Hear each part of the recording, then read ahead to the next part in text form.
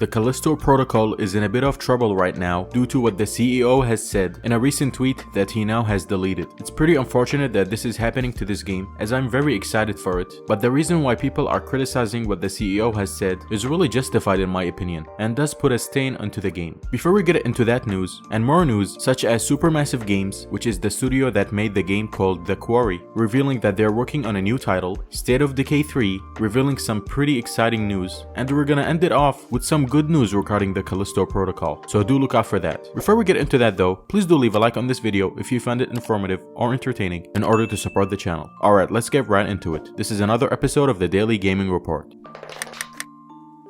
Hey, what's up guys, OP Gamer here, and the first news of the day is regarding the Callisto Protocol. So if you don't know, the Callisto Protocol is an upcoming Dead Space type game by the original developers of the Dead Space game. So a lot of people are super hyped about this game, including myself. I absolutely can't wait for this game. But unfortunately, the crunch culture around this game is pretty toxic, and the CEO is being called out for it. And I'm not talking about just being called out by random people. No, he's being called out by worldwide industry insiders. One of them is perhaps the most popular one in my opinion, which is Jason Schreier. For those of you that don't know, he's the reporter of Bloomberg, and he most definitely is one of the most popular insiders in the game. Well, he recently called out what Glenn Schofield, the CEO of Striking Distance Studios, the people behind the Callisto Protocol, and this is what he had to say. This, from a studio head, is crunch culture defined. Of course, nobody is forced to work insane hours, but imagine the reduced bonuses and lack of promotion opportunities if you don't. You do it because you love it. Weaponized passion. This is why people burn out of gaming. And this is a reference to what Glenn Schofield tweeted. And by the way, this tweet is now deleted, but Jason Schreier took a screenshot of it, and this is what Glenn Schofield originally said. I only talk about the game during an event. We're working 6 to 7 days a week. Nobody's forcing us. Exhaustion, tired, COVID, but we're working. Bugs, glitches, peer fixes, one last pass through audio,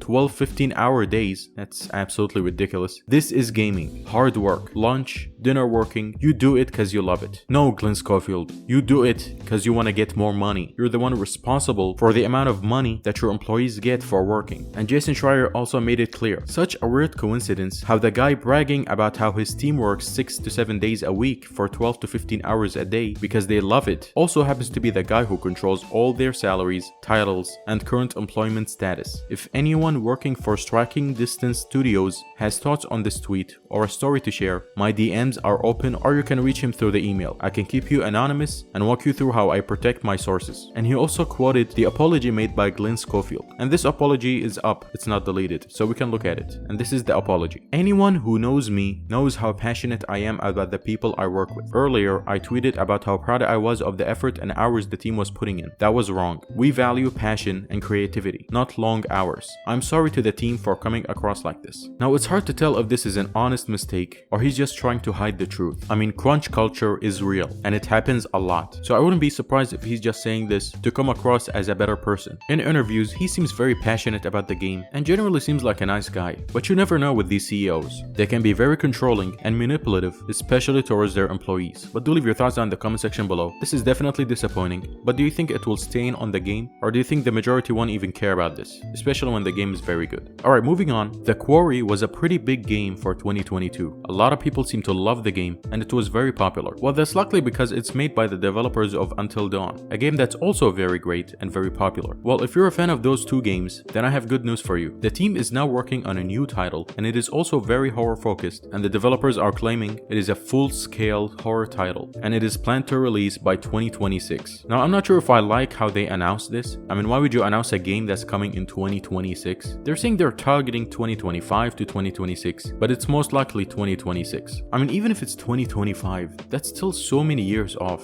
I know they didn't announce a name of the game, but I just don't see a point of even saying this. I mean, who's gonna get hyped for a game that's coming out in 2025 or 2026? Especially if they don't even know the name of the game or anything about it. And even if they do, no one is gonna get hyped for that long. Maybe 2-3 years is fine, but 2026 is a bit of a stretch. I personally would avoid it a year to say this, because that would make more sense. But yeah, whenever the game comes out, I'm sure it'll be great. SuperMassive has yet to disappoint, and their games are always unique and fun to play. Let me know if you enjoyed The Quarry and Until Dawn, And are you excited about this upcoming game? Alright, next up we have to talk about State of Decay 3. Now I'm personally never been a fan of State of Decay, not because it's a bad game, but it just doesn't seem like a game that's very polished in my opinion, at least from my playthrough of it. Yeah, it was kind of fun, but it just seemed so rushed. And so many glitches were happening throughout my playthrough personally. And yes, I'm talking about State of Decay 2, not just 1. I tried them both, as both of them were on Game Pass. But looks like State of Decay 3 will have a lot of improvements, because it's being reported that State of Decay 3 is being made with Unreal Engine 5, and the developers of Gears of War are also helping to make the game. As reported by GamerRanks, Undead Labs has been working with fellow Xbox studio, the Coalition, specifically when it comes to making use of their Unreal Engine 5 technology. He explains that some of the work done by the Coalition on the Gears of War games has come in useful for the team at Undead Labs, who are now using that knowledge and improved technology in the development of State of Decay 3. So yeah, obviously this is great news for the game. I'm sure Unreal Engine 5 will deliver some amazing games and will help developers have a better way in developing games in a more relaxing manner.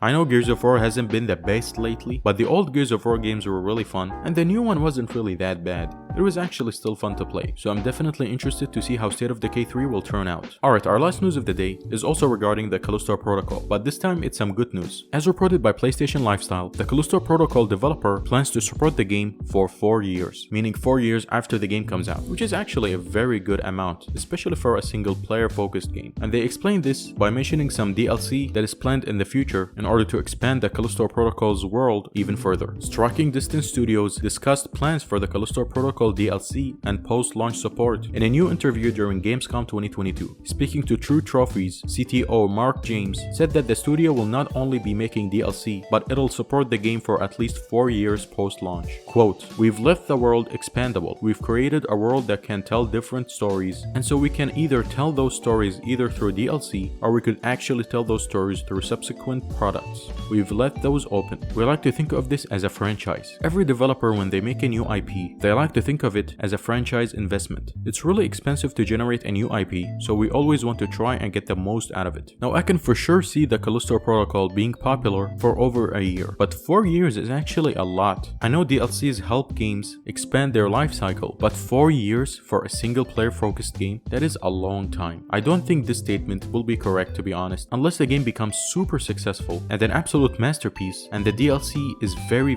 rare for the game. For example, if Bloodborne comes out with a DLC right now, so many people will be hyped about it, even though Bloodborne came out such a long time ago. That's because Bloodborne is considered a masterpiece by many. The Callisto Protocol looks very good, and I do think there is a possibility that the game could be a masterpiece, but unless it is, I don't think the game will last 4 years in its life cycle. I hope I'm wrong, and I hope the best for the Callisto Protocol, including the CEO of it. I hope that they can negate the negatives regarding the crunch culture and better themselves for the future. Anyways, that's all the news for today. I hope you guys enjoyed this episode. If you did, again, please do leave a like, as that will help a lot with the channel and in supporting me to make more content like this. Also, subscribe to the channel for your daily gaming news, and don't forget to hit the bell notification icon to never miss any future uploads. That's all for me now. I'll catch you next time.